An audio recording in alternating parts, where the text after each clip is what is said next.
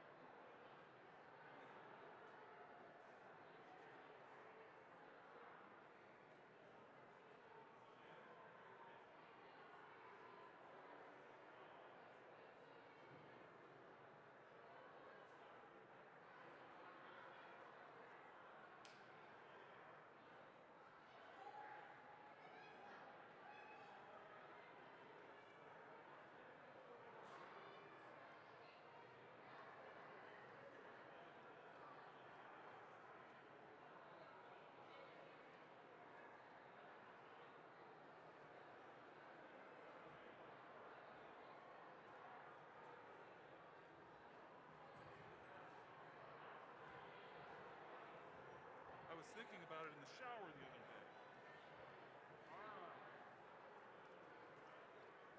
Our infection rate compared to all of the other colleges and universities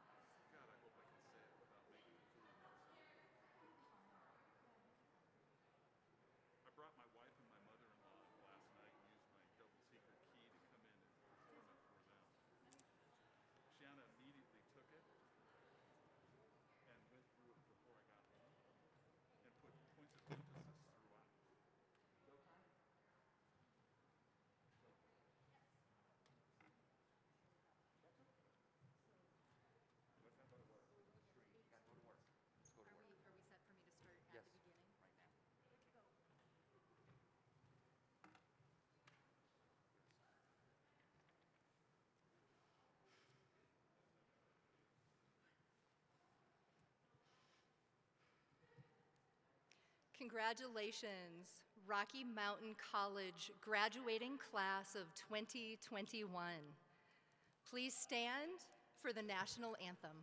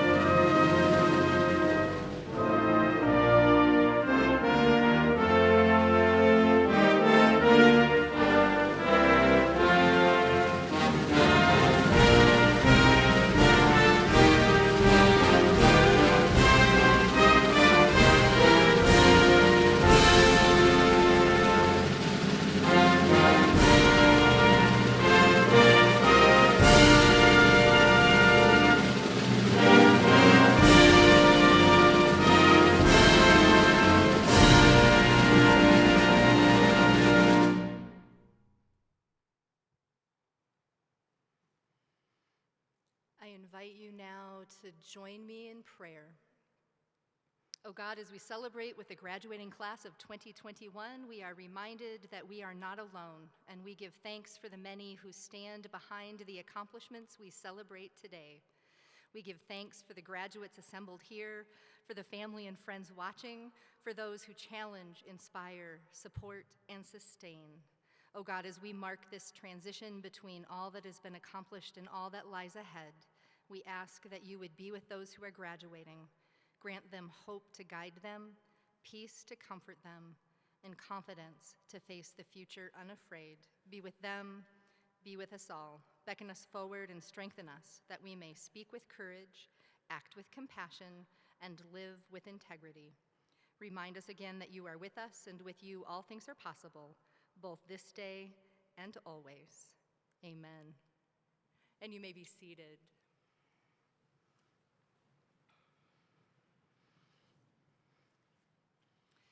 Now I invite you to draw your attention to remarks from Lyle Knight, the chairman of the Board of Trustees.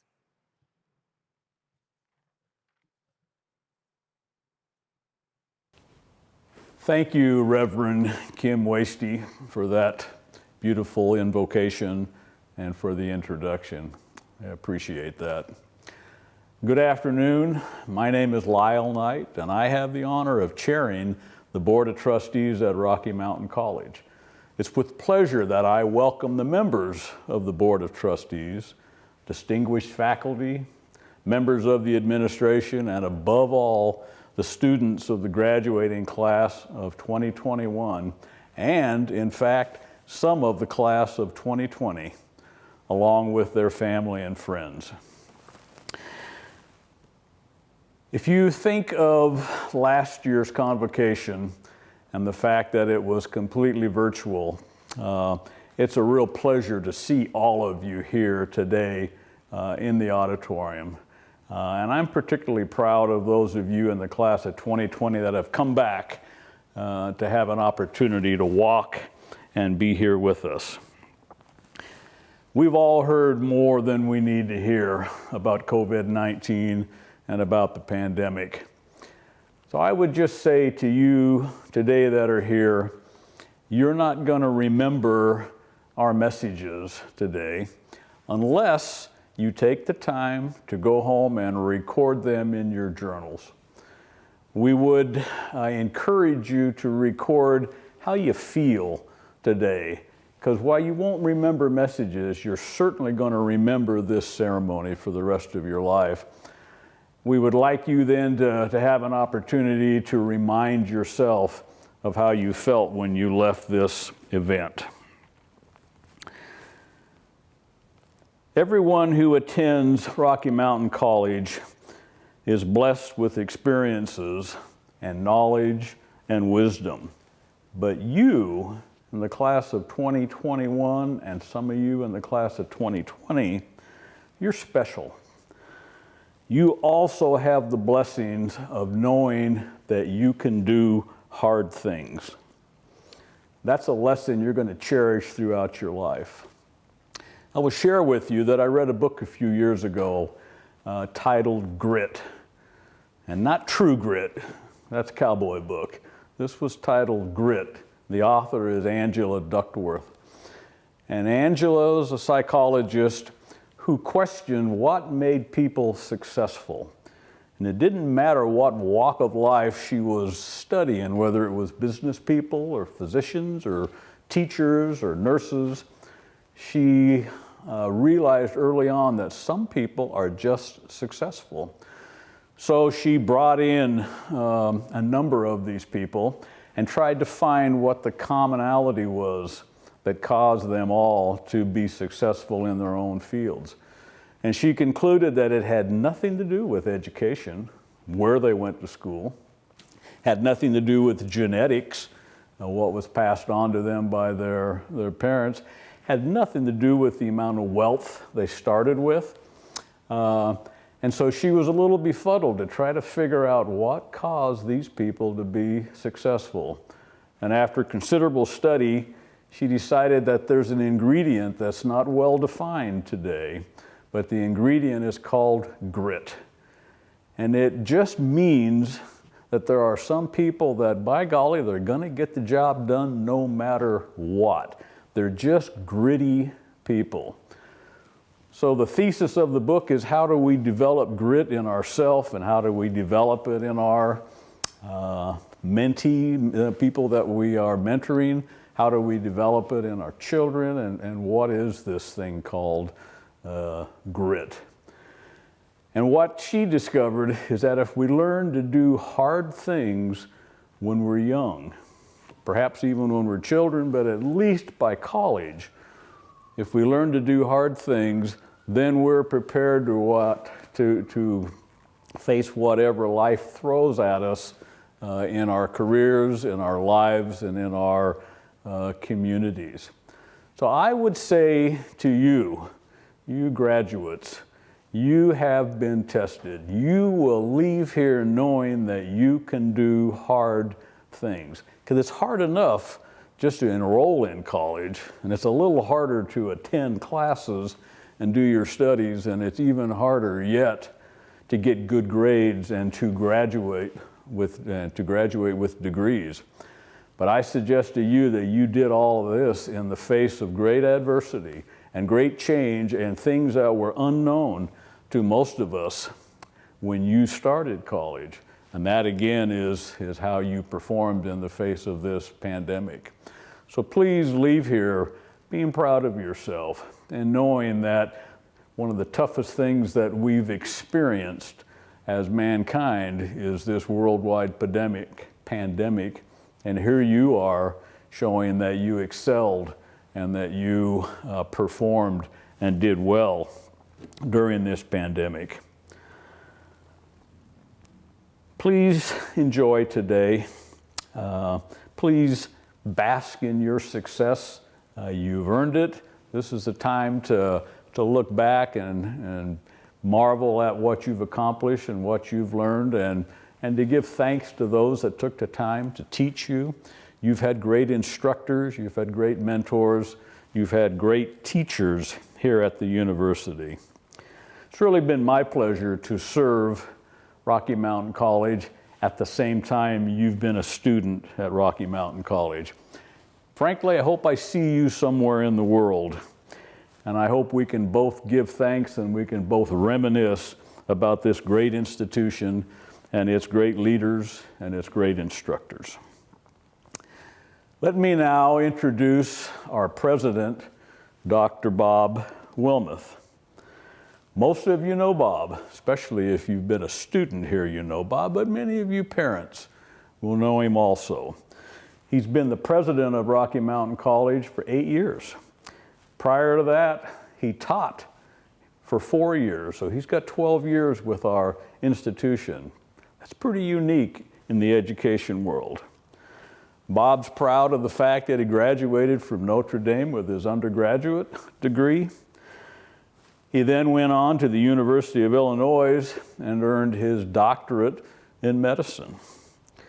Prior to joining us in the academic world, Dr. Wilmeth served as a cardiothoracic and vascular surgeon at the Billings Clinic. And it's only because of him that I can say cardiothoracic, and I've had to practice that for some time. Bob is not only the leader of this institution, he is a leader in Montana.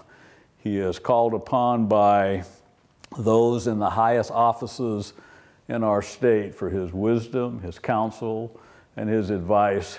He loves Montana. He is an asset to the entire state as well as this university. Please help me welcome Dr. Bob Wilmeth.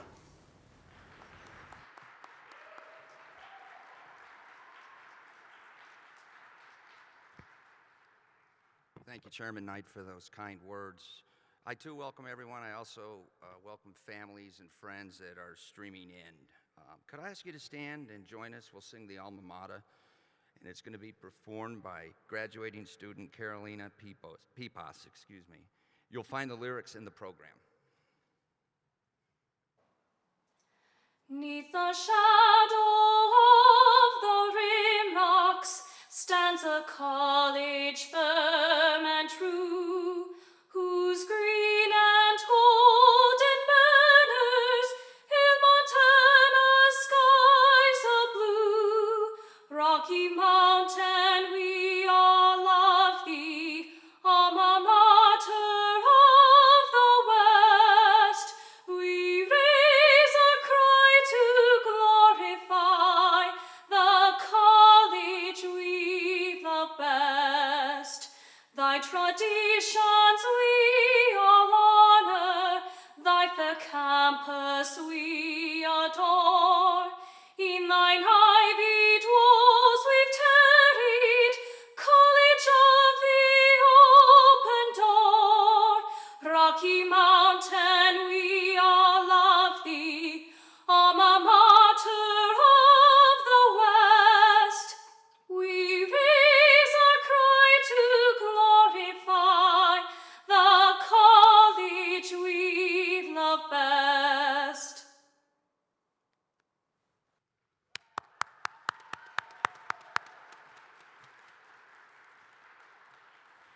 Go ahead and be seated, please.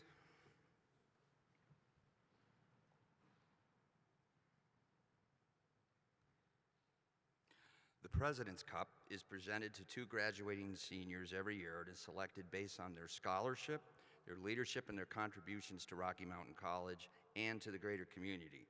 To be eligible for this award, students must have a cumulative grade point average above 3.4 and have attended Rocky Mountain College for at least 6 semesters. Students eligible for this award are presented to the faculty, who are then asked to elect the students that they feel is most deserving of this award. Past recipients have gone on to be lawyers, doctors, accountants, leaders in education, as well as leaders in business. More importantly, however, they've become leaders, volunteers, and contributors within their communities and whatever chosen profession they elect to pursue. This year's 2021 President Cup recipients are Schaefer Paladichuk. Schaefer is from Great Falls. He has earned his degree in biology with a 3.73 GPA. During his time at Rocky Mountain College, he's been an active member of the men's varsity golf team, a campus safety supervisor, a student ambassador, and a teaching assistant for the A&P department. Lead lab prep, he's been on the peer review board and the Rocky MED Med Award Club. Teresa Beaupre is from Bozeman. She's earned her degree in secondary science, broad-field education biology with a GPA of 3.72. She has served as editor-in-chief of the Rocky Mountain College Summit and as a teaching assistant within the Rocky Mountain College first-year experience. Now, traditionally, recipients of the President's Cup are asked to speak during the graduation ceremony.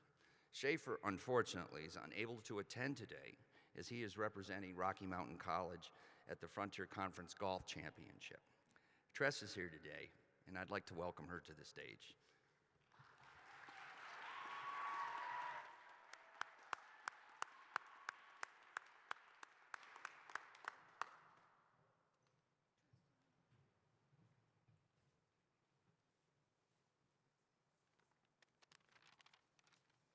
Thank you, Dr. Wilmeth. When you imagine your time at Rocky, what do you think of? I think of laughing in the dorms and of looking up at the sky from a hammock strung between 100-year-old trees. I think about movies on the green, late-night coffee runs, and papers written the night before class. Now, think back to your senior year of high school, to the times when you asked your parents, teachers, and friends some variation of the question, why should I go to college? What did they say? Maybe they said something about the college experience, meeting new people and seeing new places. Maybe they said something about learning for the sake of learning. Oftentimes, though, either said or unsaid, people will allude to your future earning potential. They may have said something like, college grads make more money than those who don't go to college, or you need a degree to open doors for you, or you will get a much better job if you go to college. Today, at the culmination of your education, the future may look uncertain for you. You may not have your dream job waiting for you. You may not get into grad school on the first try. You may not make very much money after graduation. In 6 months, you may be working at a job you don't need a degree for. You might look at your diploma and ask yourself, why did I go to college? It's understandable to ask that question, but know that in your moments of doubt, that your degree means something. Your degree is concrete proof that you can face challenges and that you can solve problems without giving up. Your degree is also proof that there are people, maybe hundreds of them, that have your back and want to see you succeed. There are people at Rocky, in the Billings community, and at home who cheered for you, shared their expertise, and ultimately were instrumental in your success. College is a supposed passage into a future in which we are accomplished adults with good jobs. But college at Rocky is warm memories of late-night talks with friends and the feeling of an entire community of educators, friends, and family supporting you. The path to success is not well defined, and you may need to take some detours before reaching your full potential. Our connections with each other, with our professors, and with community members who have helped us along the way is our most invaluable asset. Our resilience to face challenges and work to find solutions is our greatest strength. You have fought for your education in one way or another. The fight for your future success is not over, and the road forward may not be smooth, but if you look at your experience in college, you will see proof that you have done and can do hard things. Congratulations to the class of 2021. Graduating from college is a huge accomplishment. Remember that our accomplishments are built on a foundation of knowledge, compassion, and experience from others. On that foundation, if you are here today, you have chosen to build an education that nobody can take away from you. You have spent your time, your energy, and your money becoming someone who can solve difficult problems, heal someone, or teach someone. So in your moments of doubt, when you ask yourself, was college really worth it? Think about everything that made it worth it for you. Thank you.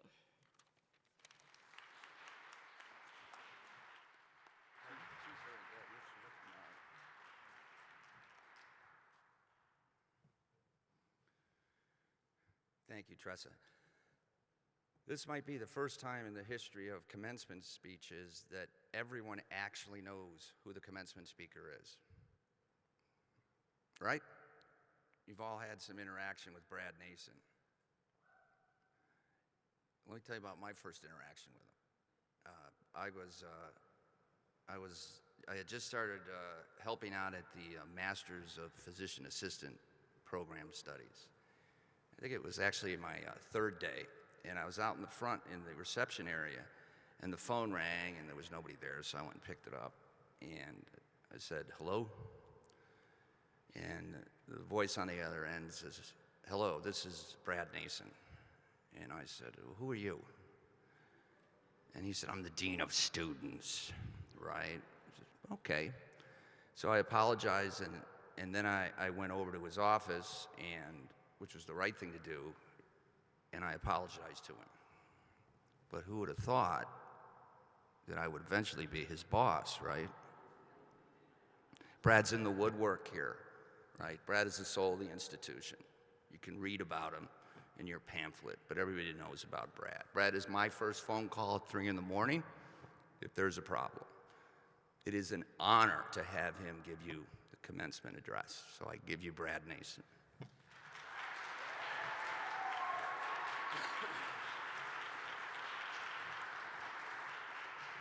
Thank you, President Wilmeth. Good afternoon.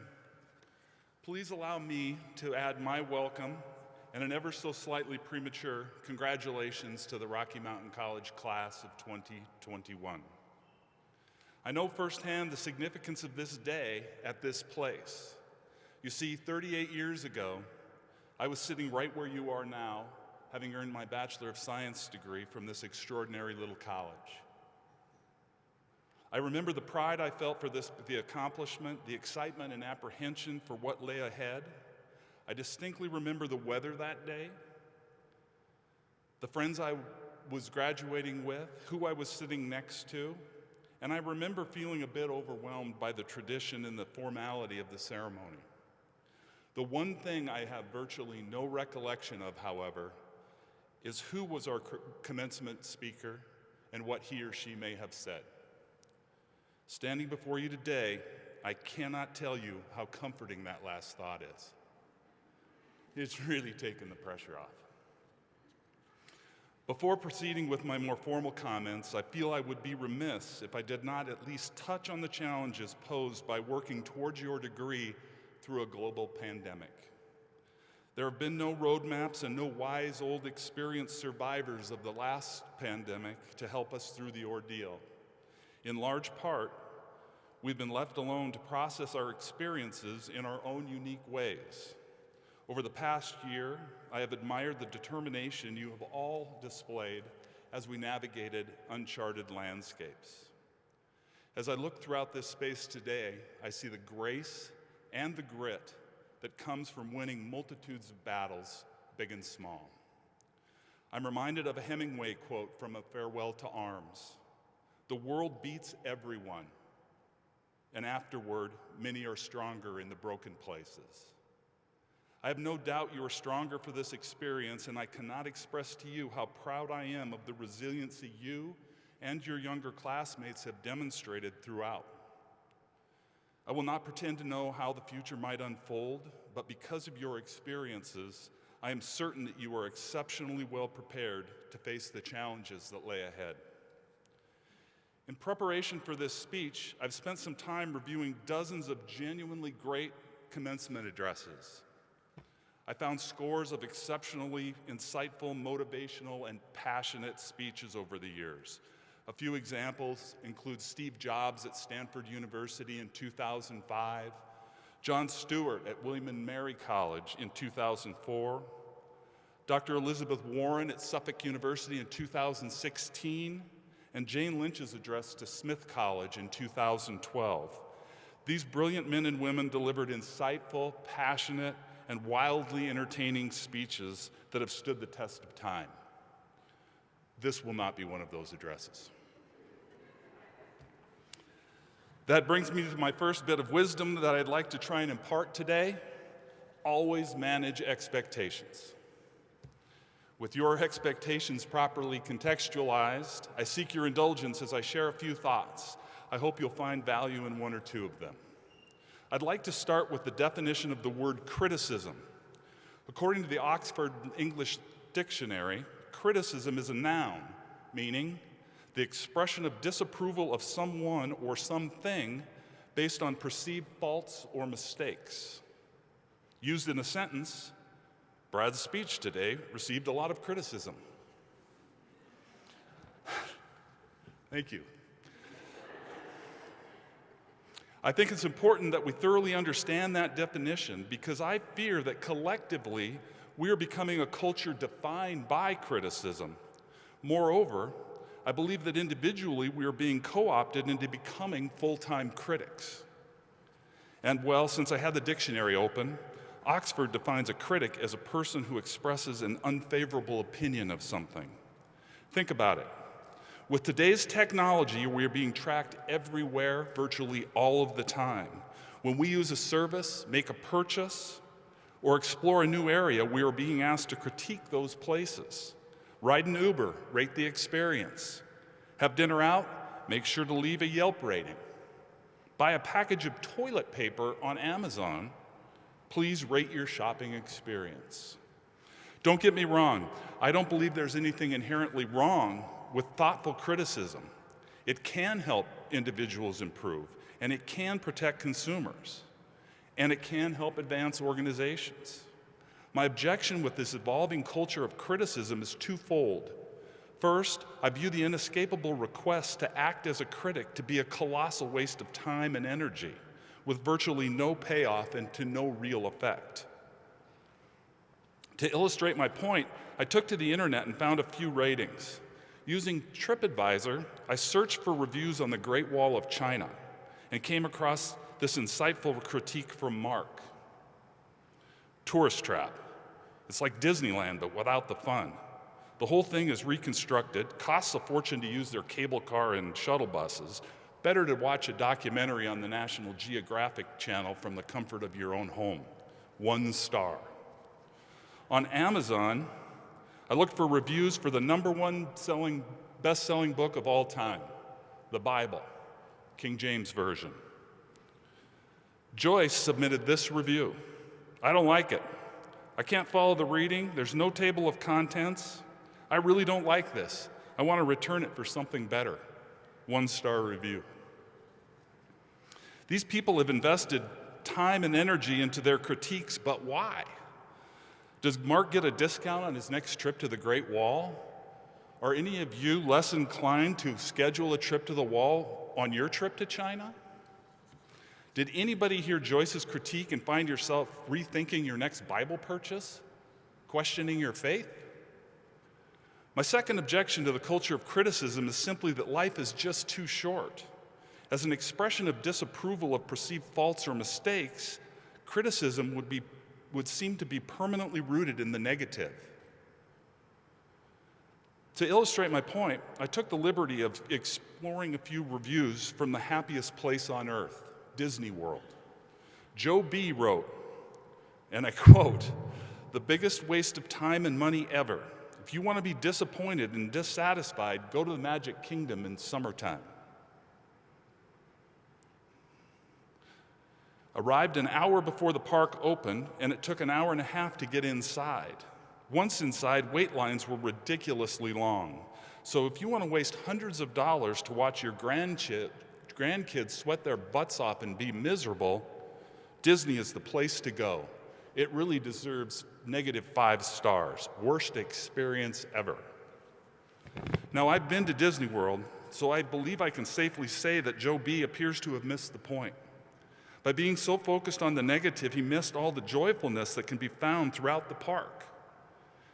If you've never been to Disney World, I can assure you there are few things more entertaining or wonderful than the sight of eager children chasing Disney princes and princesses around the park in an impassioned quest to secure Elsa, Ariel, and Woody's autographs. Joe's embrace of the negative appears to have blinded him to any other view of the experience. I don't know about you, but I enjoy being surrounded by the optimistic, and I try to be uplifting. I want to be happy, and I want to make others happy whenever I can. Investing in the negative, life is just way too short.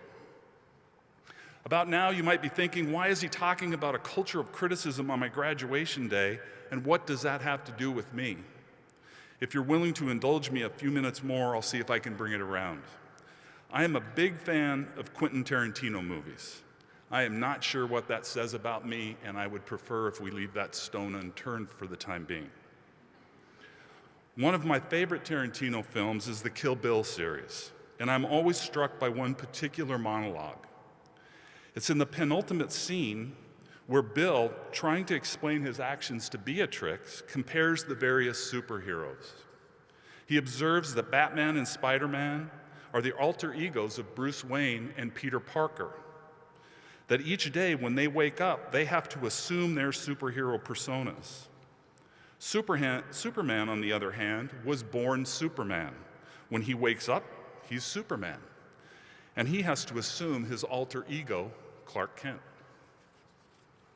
Here in just a few minutes, you will have your superpowers conferred.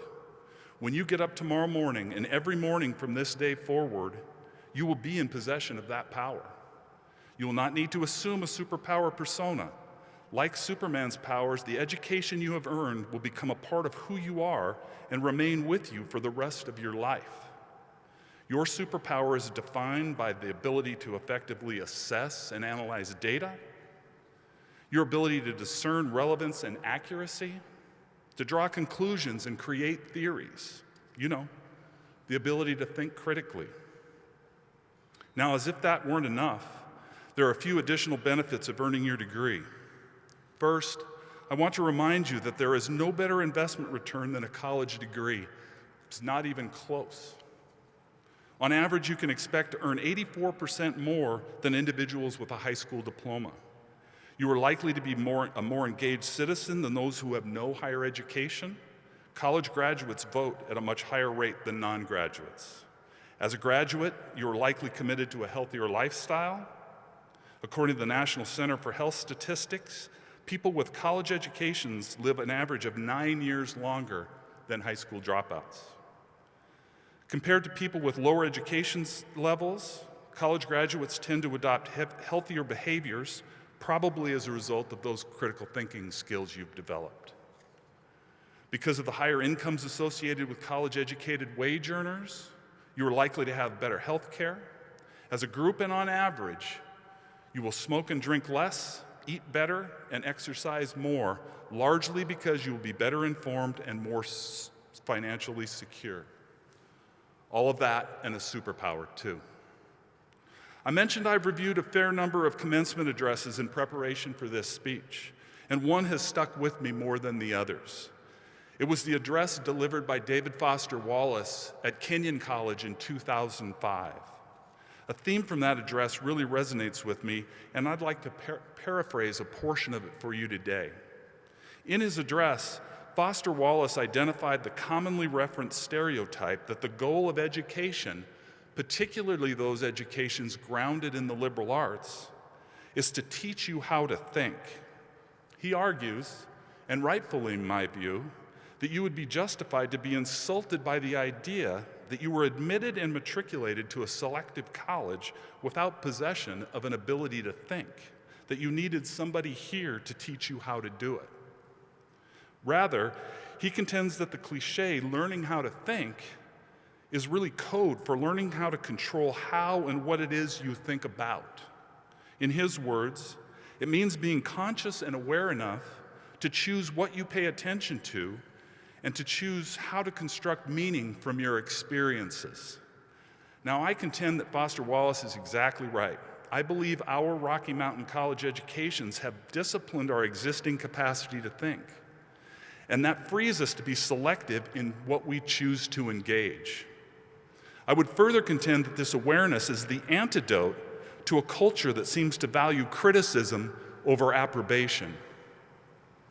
If you believe, like I do, that we get to choose where we invest our intellectual time and energy, and that we get to choose how to construct meaning from our experiences, then it is within us to repudiate a view that is inherently rooted in negativity. Unconstrained criticism is unproductive and has the potential to distract you from focusing your intellectual capacity in ways that truly make a difference. Sure, as leaders in the professional world, there are and will be times when critique and criticism are necessary.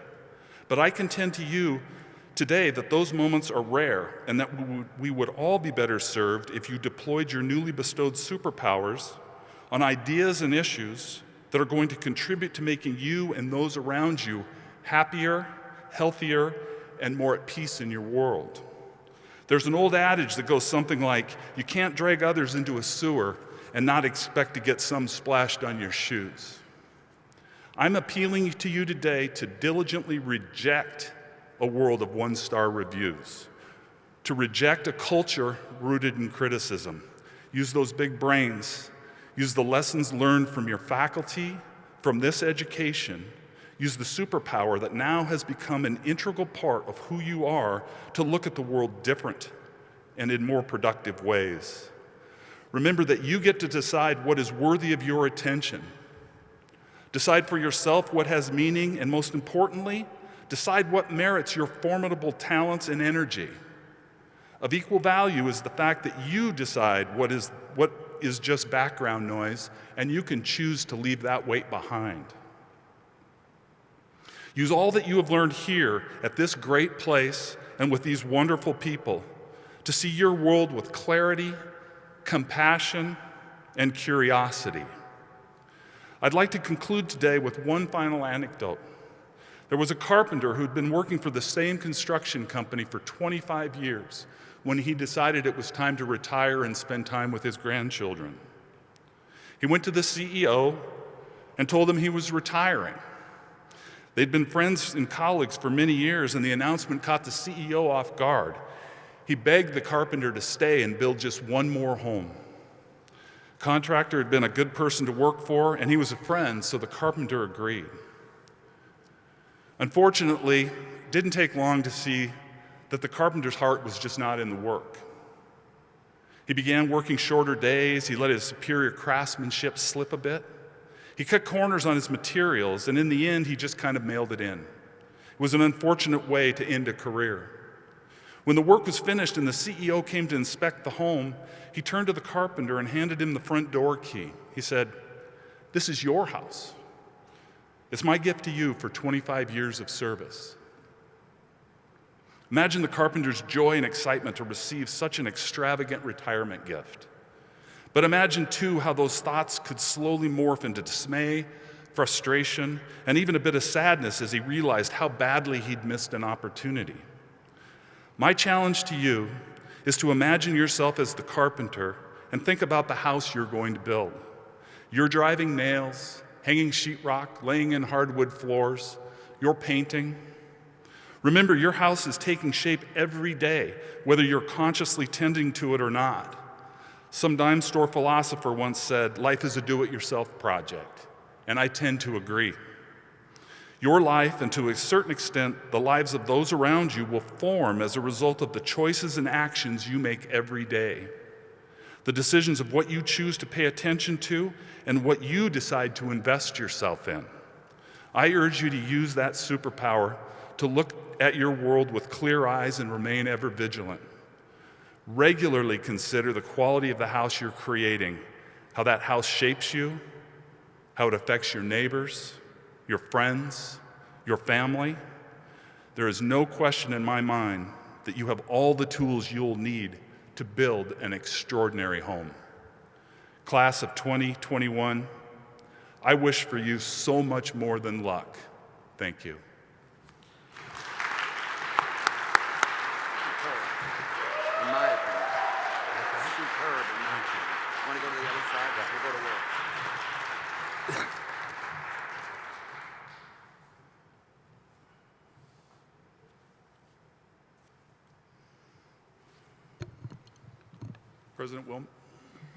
President Wilmeth, the candidate, I have premature.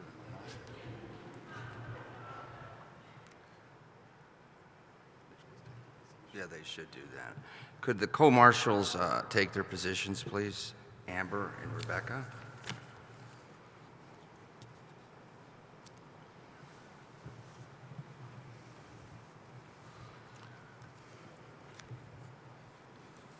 President Wilmeth, the candidates before you have completed all the requirements for the degrees of Master of Educational Leadership, Associate of Arts, Bachelor of Arts, and Bachelor of Science. I present them to you, sir, for the conferring of the appropriate degrees. By the power and authority vested in me by the Board of Trustees of Rocky Mountain College, and upon recommendation by the faculty and approval by the Board of Trustees of Rocky Mountain College, I confirm upon you the degree, the requirements for which you have satisfied. We will now proceed to the platform, please.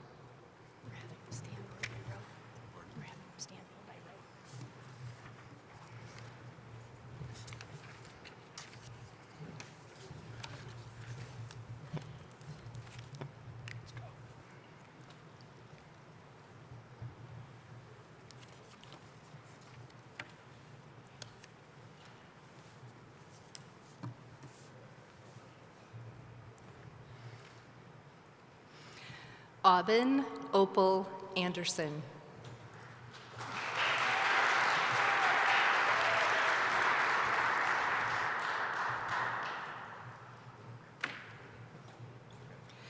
Kevin Michael Avison.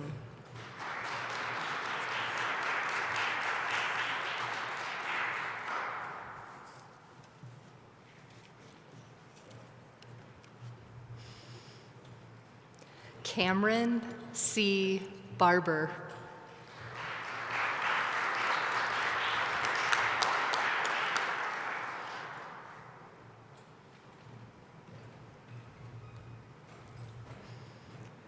Joseph Errol Beeson.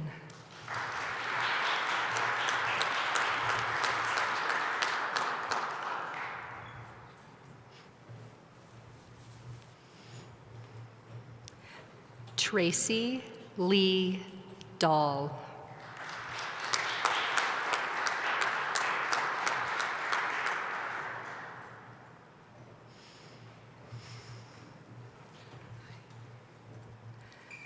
Valerie D.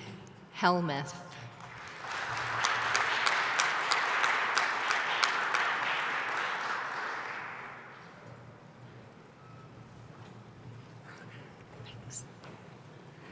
Rachel Christine Romay.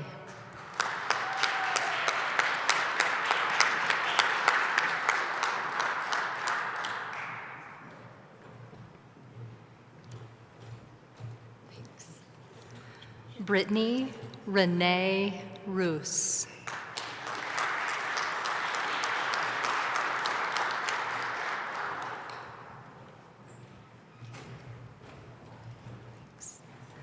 Vanessa Elaine Stavish.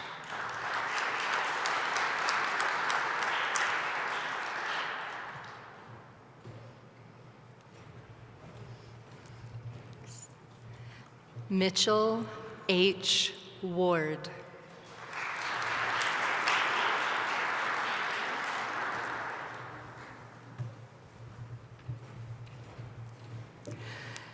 Dylan Odell Treen Council.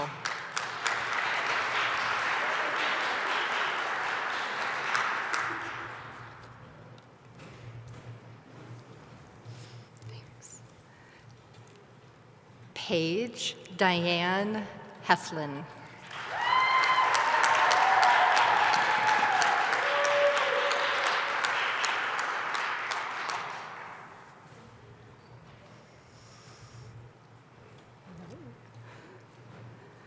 Chelsea Elizabeth Mason, cum laude.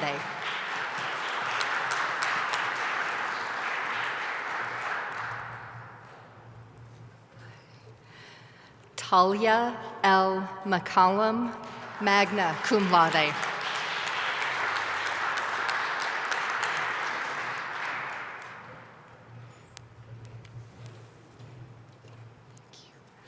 Jordan Taylor Ogren.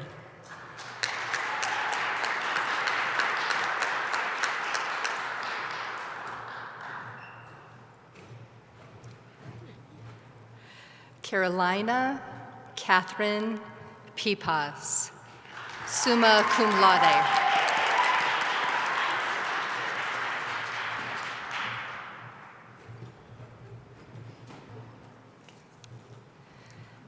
Bailey Jean Swainson, cum laude.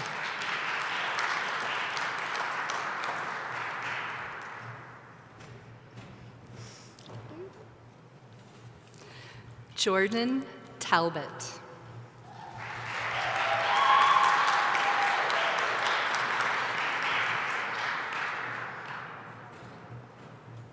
Congratulations.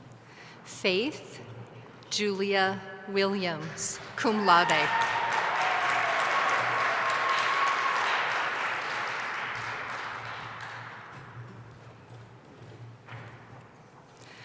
Maya Jean Winters, summa cum laude.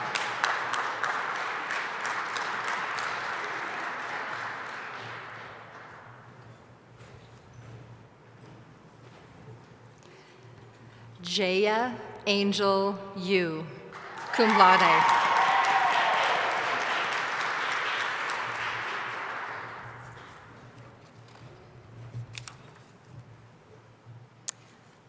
Miranda Amaral.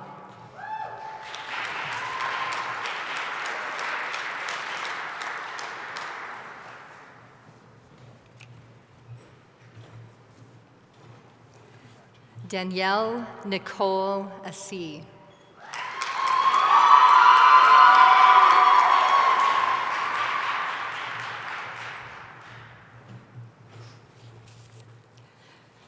Carly Marlene Baker, summa cum laude.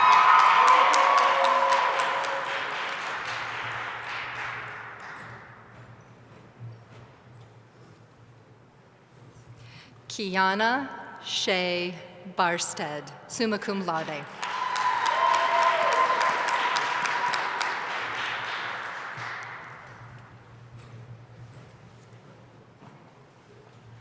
Teresa Beaupre, magna cum laude.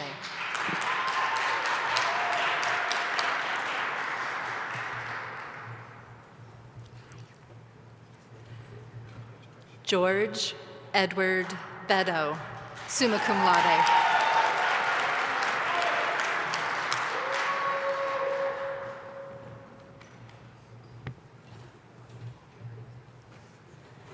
Tanner Ray Bloom.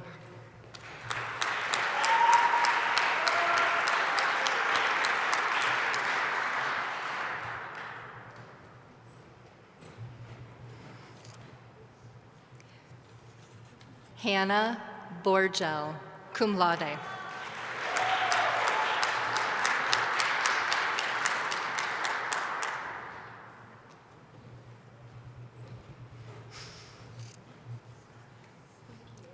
Karina Bracy, summa cum laude.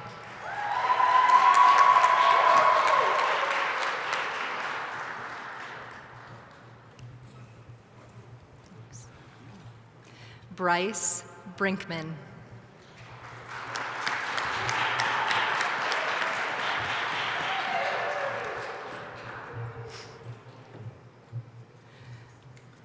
Shelby Brown.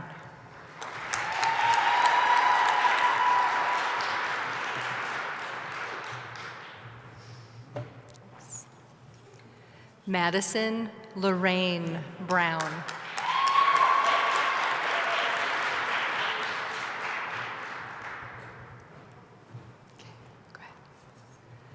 Clayton Canty.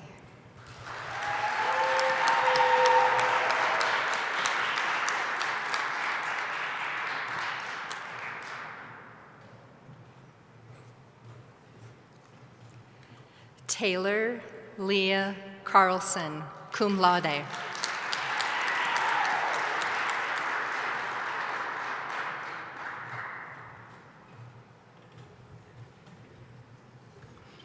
Chase M. Castro.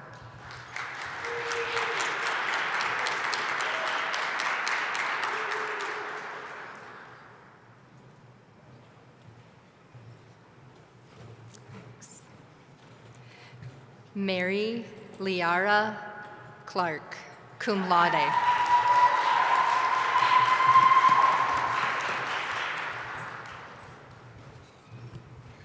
Thanks. Logan Patrick Clements.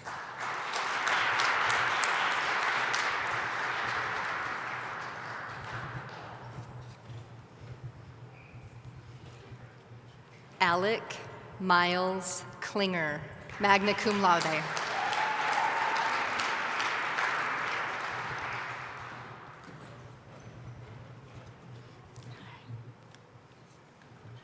Amanda Marie Connor.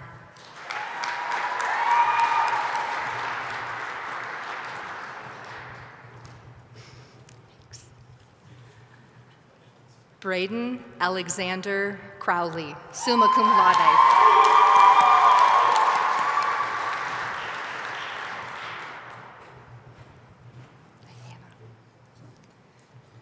Hannah Culpepper Baker.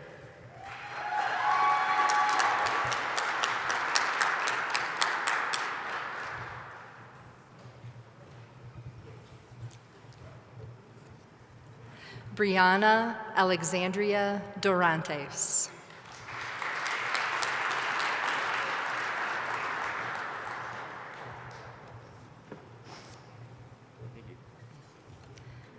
Milo Downey, summa cum laude.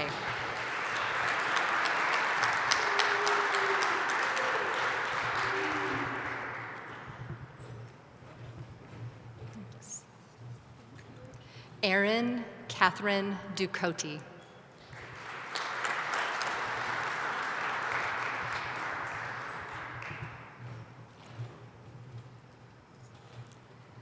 Nicholas David Bernard Friesen.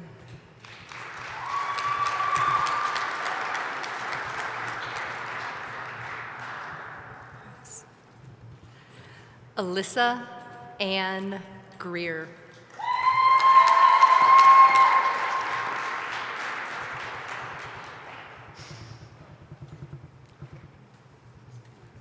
Carter Graf Groenberg, cum laude.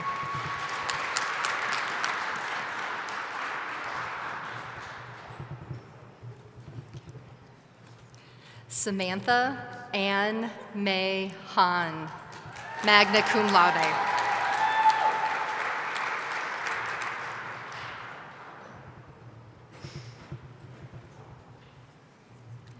Trevor S. Haggerty.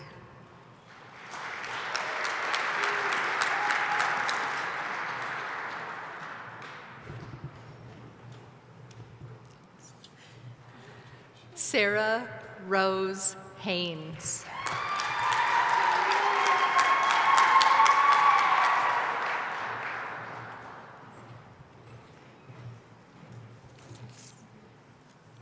Courtney Christian Halleck, summa cum laude.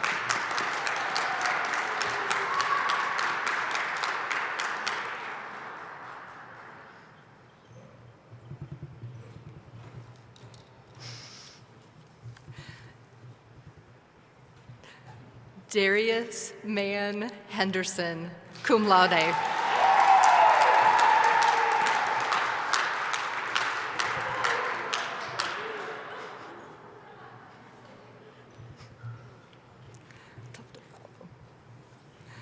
Marissa L. Hogemeyer, cum laude.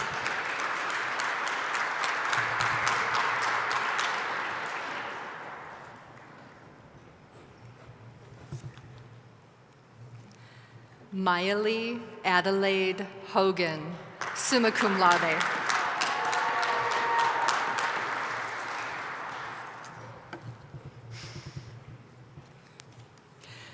Gideon Isaiah Hudson.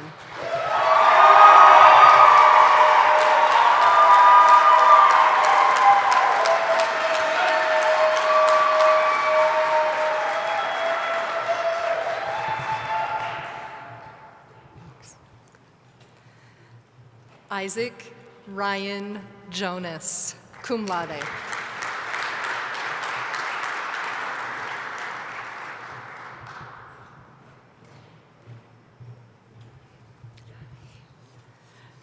Tyra Rose Klein, magna cum laude.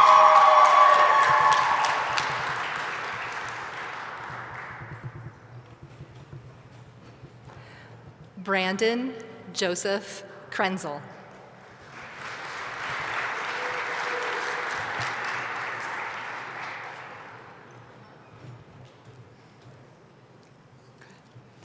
Quincy Danielle Lester, magna cum laude.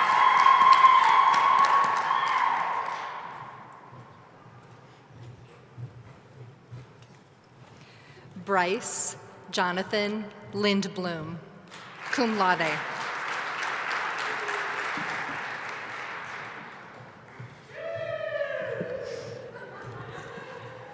Tyler Dustin Lotspeech.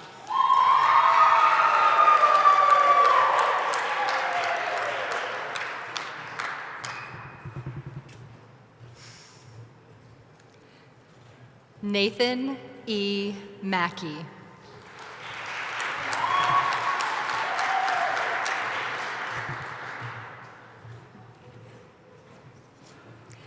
Riley Maggie.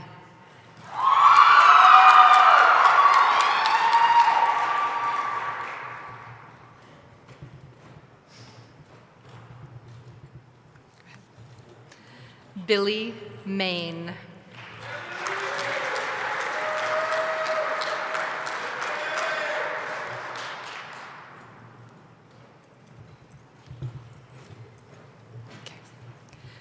Trevor James Martins, cum laude.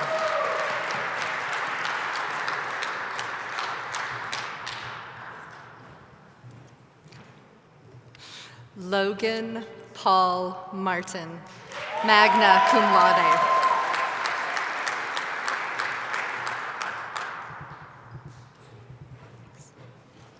Evan Joseph Matos, cum laude.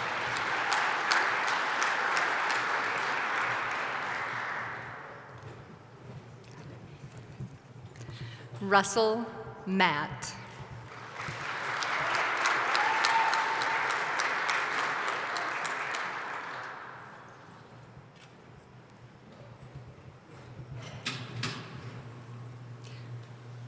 Nicholas McBride, summa cum laude.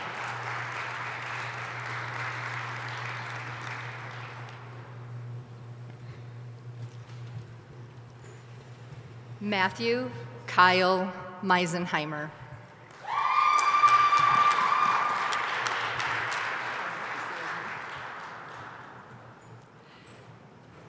Sydney Lynn Meyer, summa cum laude.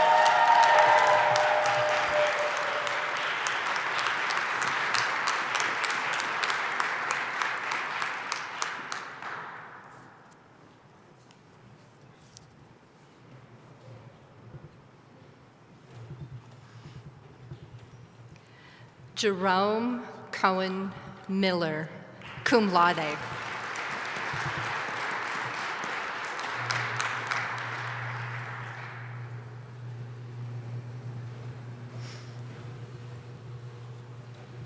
Morgan Amelia Mitchell, cum laude.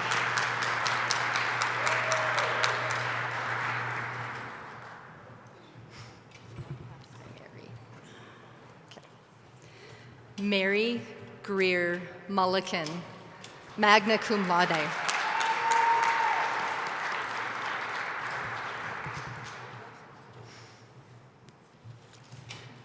Jordan Myers, cum laude.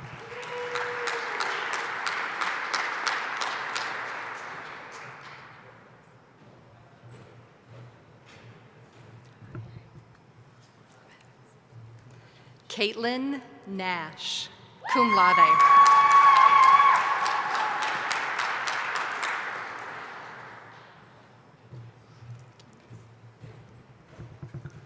Candace Nice, cum laude.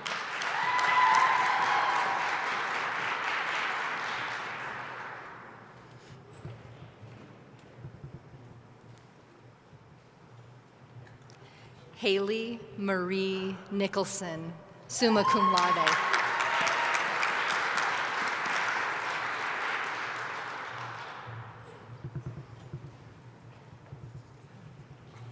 Keith Neiman.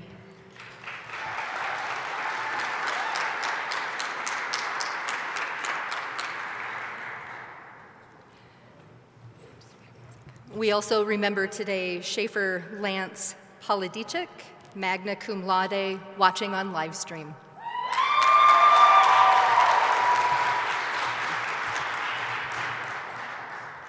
Tendra Palin, cum laude.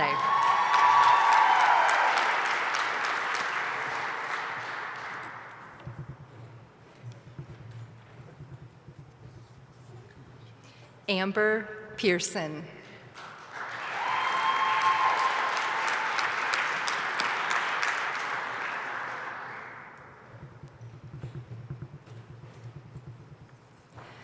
Brianna Marie Peterson, cum laude.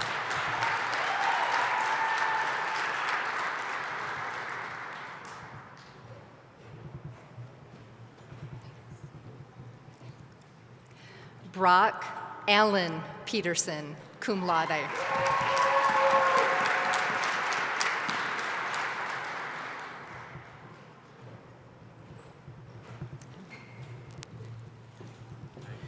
Sierra Rain Peterson.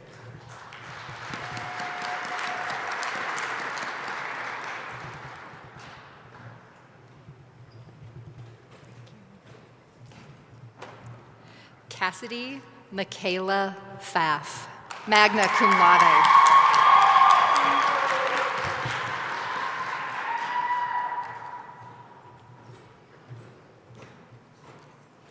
Brianna Nicole Pierce.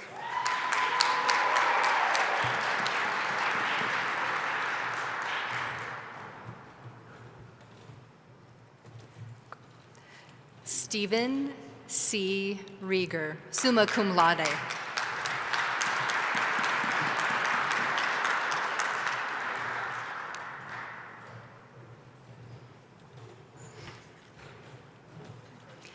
Mason James Roberts.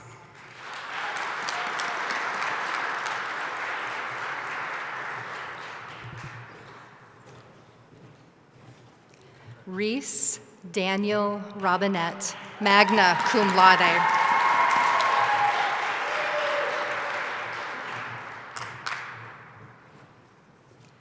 Tabitha Jean Sand, magna cum laude.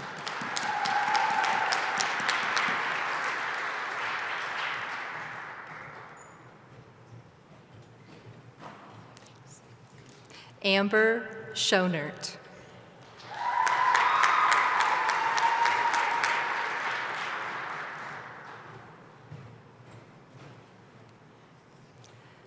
Delaney Schultes, cum laude.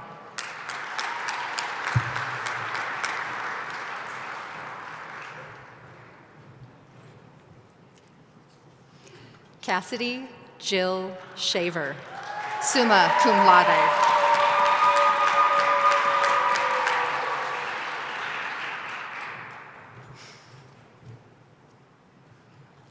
Landon Rose Elizabeth Cycle, magna cum laude.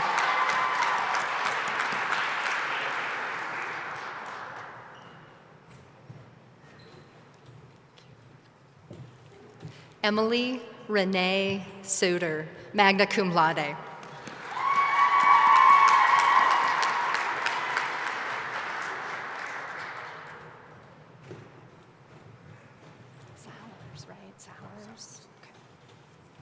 Craig Michael Sowers.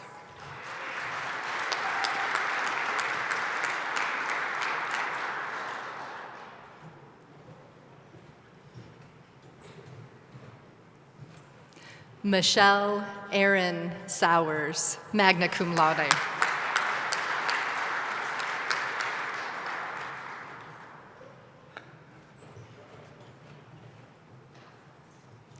Taylor Stotts, magna cum laude.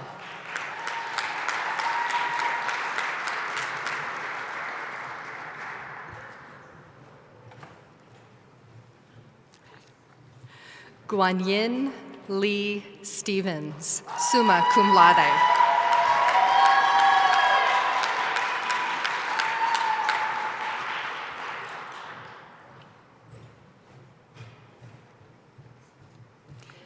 Mei Wu Stevens, summa cum laude.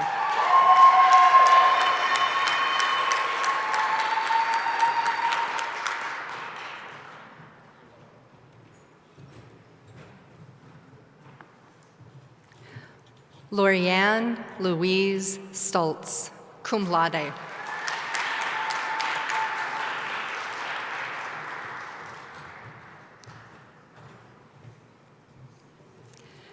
Matthew Swan.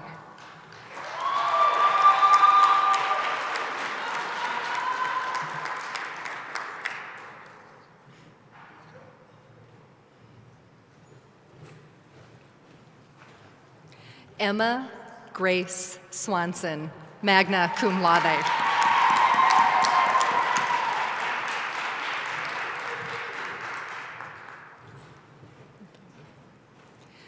Sky Swenson, cum laude.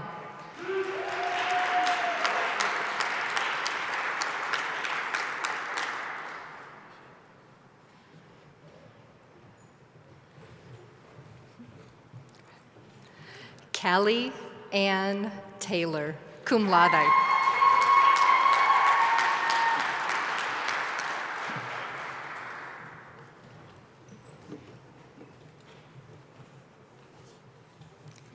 Emily Grace Thompson.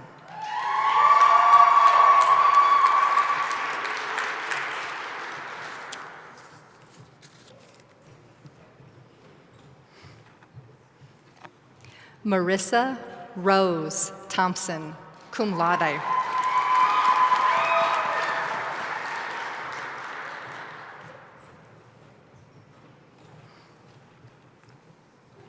Sarah Thompson, cum laude.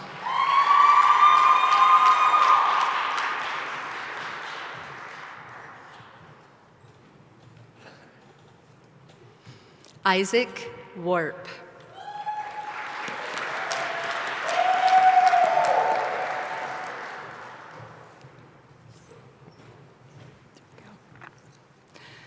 Benjamin Weir.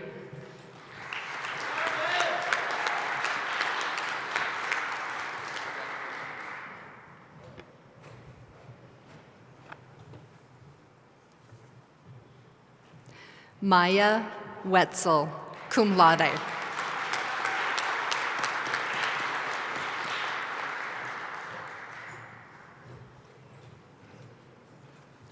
Noah Lee Wilson.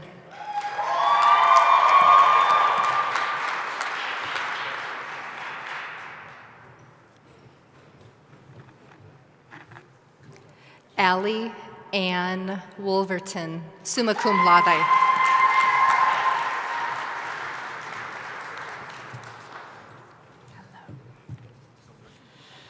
Christopher Corey Wright II.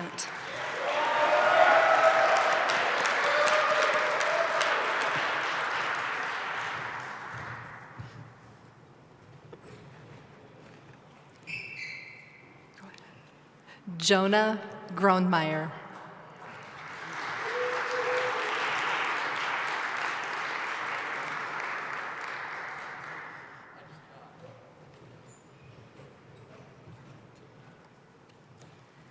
Morgan Rael Nichols, magna cum laude.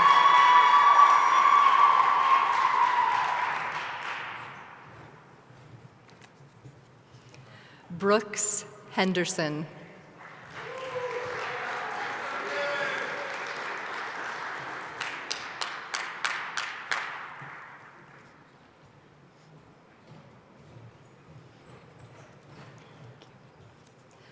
Pablo Santos Ferreira.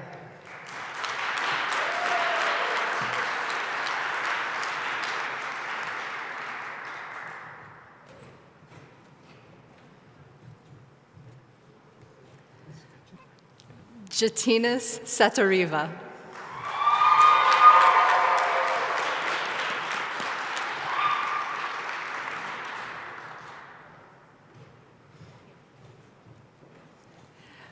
Austin Gruel.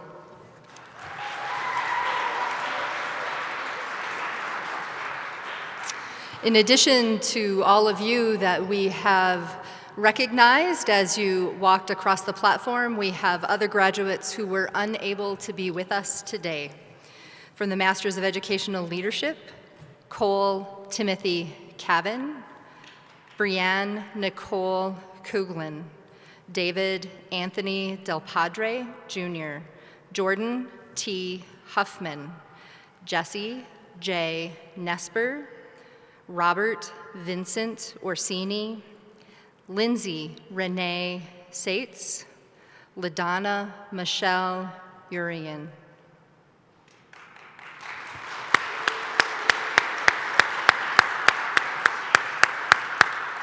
From the Bachelor of Arts, Troy Matthew Bacon, Sabrina Renee Bickle, Calvin Dylan Bjorgum, Amelia Dorian McBride Buffington, Samuel Neil Crowell, Holden Rowley Ryan, Elizabeth Ray Zorn.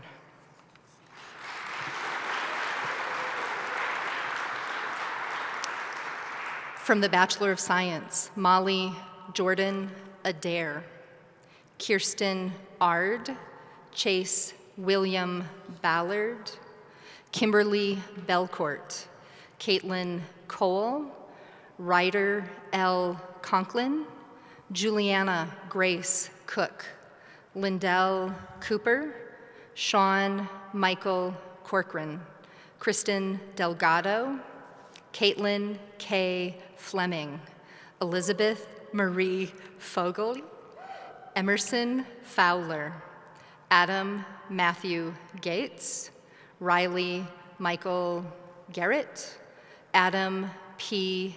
Garrigus, Jonah Lex Gronemeyer. Oh, you got acknowledged twice.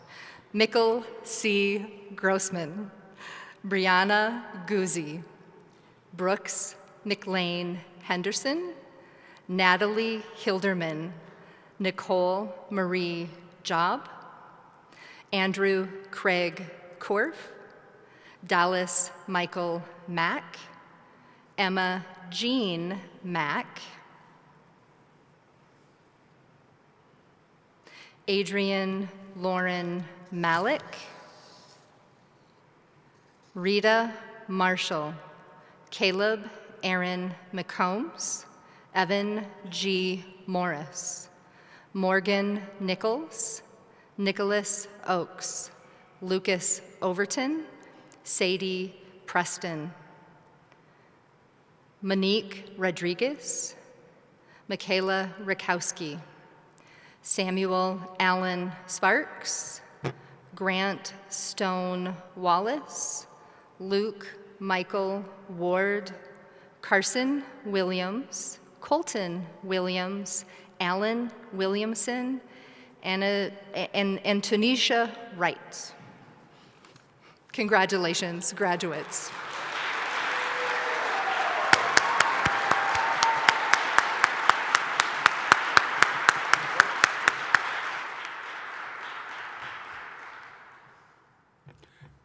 You are now entitled to all the rights and privileges, both here and elsewhere, appertaining to the degree conferred upon you today. Parents, distinguished trustees, distinguished faculty, staff, and friends that are streaming in, I introduce you to the class of 2021 and 20 at Rocky Mountain College. Thank you.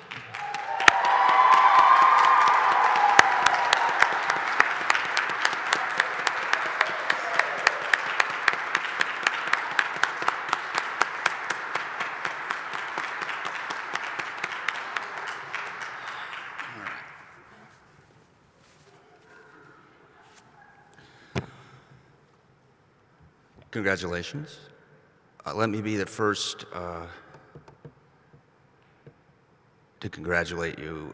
Please try to embrace the significance of this moment, right? It's a big deal. So this is the 9th commencement for me, right? 9 messages, 9 charges, right?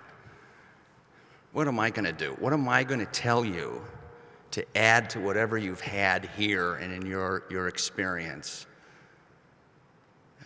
I've done this 8 times. I have words, right?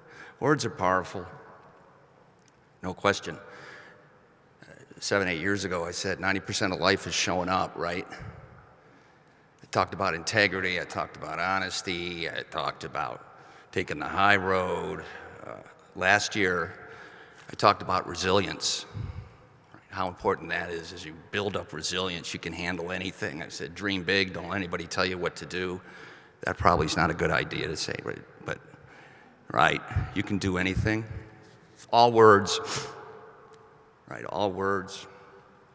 When you get older, you may feel this way. I feel I could have done more for you. I feel I could have done more. I always feel that way.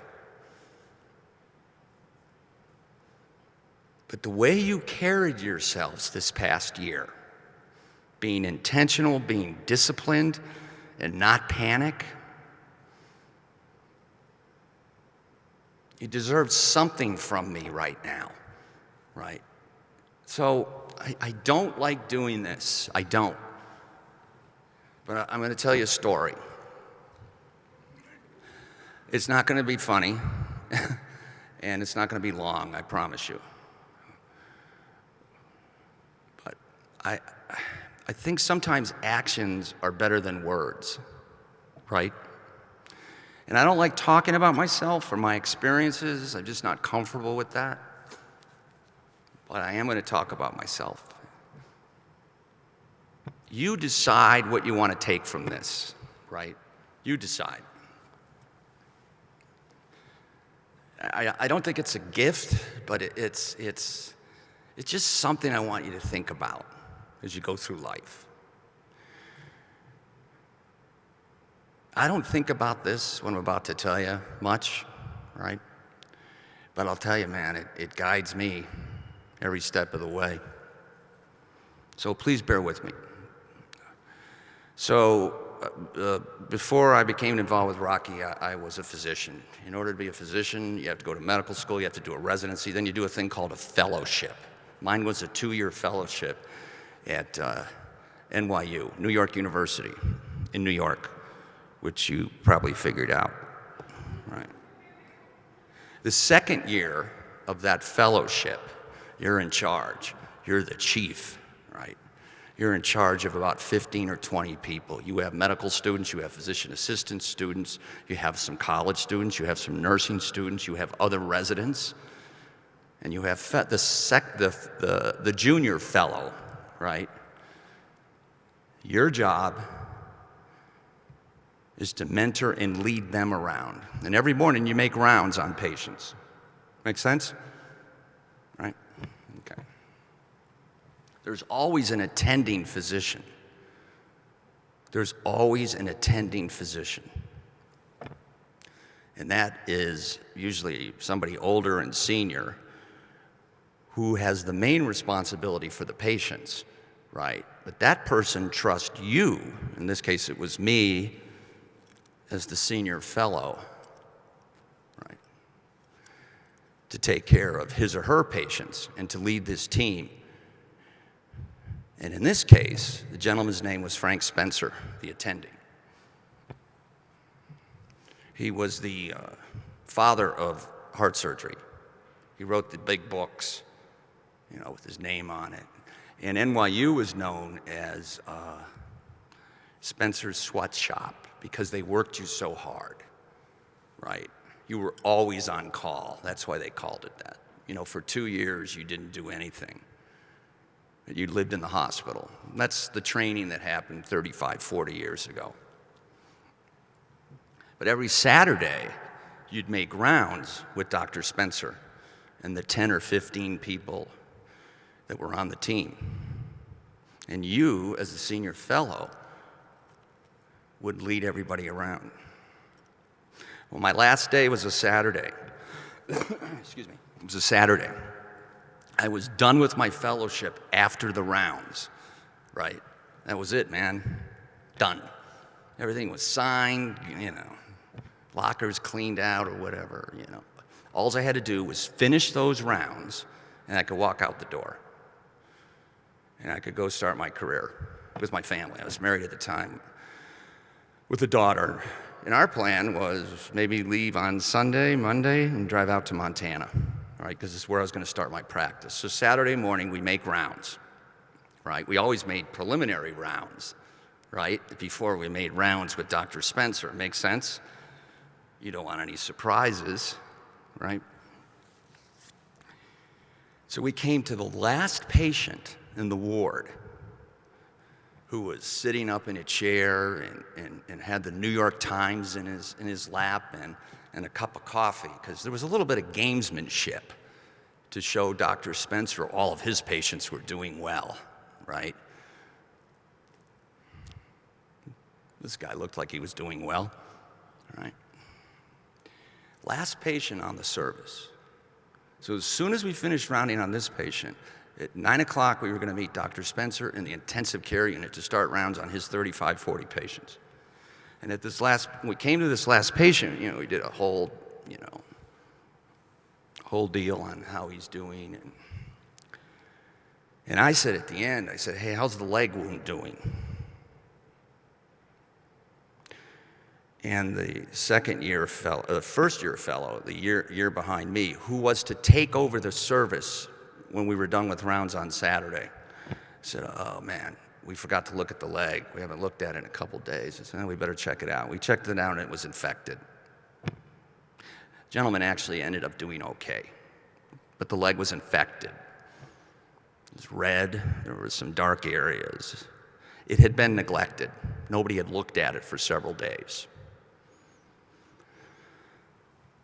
Then it was time to make Spencer rounds.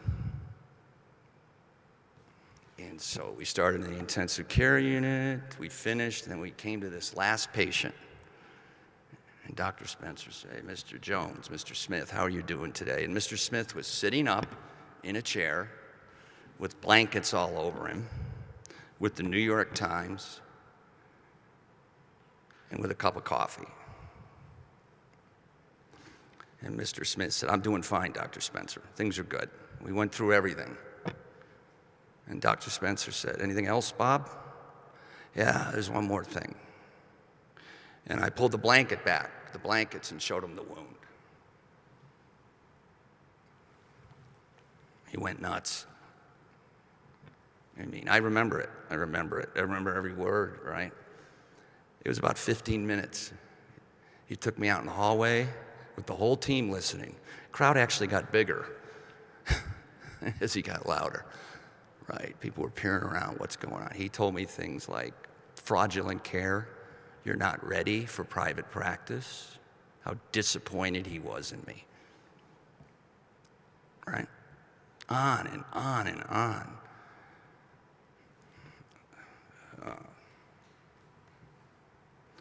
So we finished, and the last thing he looked at me was, maybe I'll see you when I see you.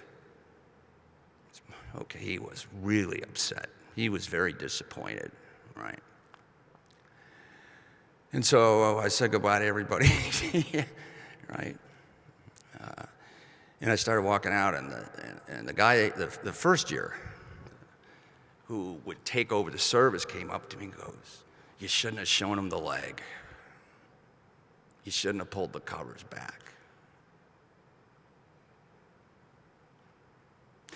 I never for once thought not to do that. As soon as I saw that leg, I said, I got to tell him, right? I could have left it, let the next guy take the hit, right? Could have done that. But I never once thought of that. Now, to be dramatic, you could look at that as a crossroads in your life. What decision are you going to make, right? What decision are you going to make? Let me tell you, I've been at crossroads. I'm 64. I've been around. I'm 64. I've been in various, I've been blessed to have a couple of different professions, right? Very blessed, very grateful. So I've been at crossroads, at decision making, and I haven't always taken the right road. I will submit that to you. But I know one thing, man. Every time I take the hard road, I feel good. My soul stays intact no matter what. That hard road is difficult. But you will find that when you take it, it's not only hard, you will feel something that defines you, and you can take on anything. I've never told this story to anybody. Not once.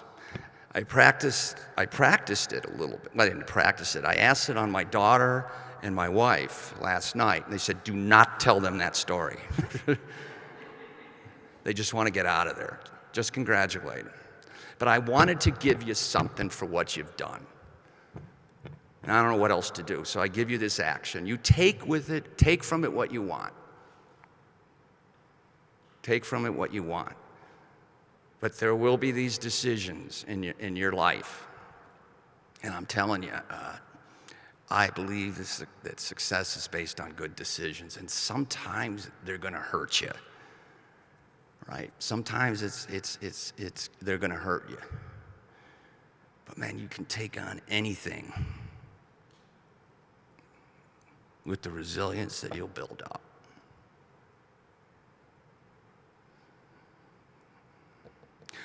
It is truly remarkable, in my opinion, what you've done this past year. People asked me once, about 3 or 4 months ago at some meeting I had to give, what's the most important thing? What's the biggest thing you're proud of, right? What are you proud of? What do you mean? Like what has happened at Rocky in 9 years that you're proud of? And it's clearly what this campus, includes faculty, staff, and you all, and your colleagues have done this past year and a half. Truly remarkable, and I mean that, and I don't just say that. Wish I could have done more for you in this position, but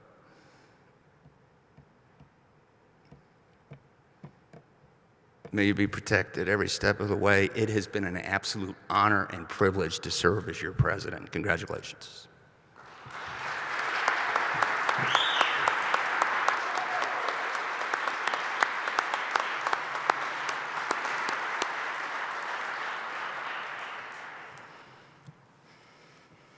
And now, Rocky Mountain College, graduating class of 2021, I send you forth.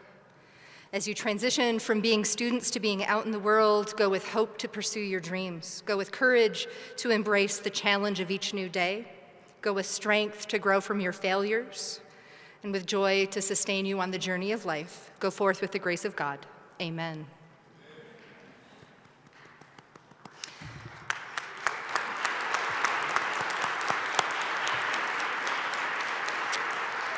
Thank you, all of you, for being here, and thank you, family and friends, for watching on the live stream and for celebrating with us on this special day.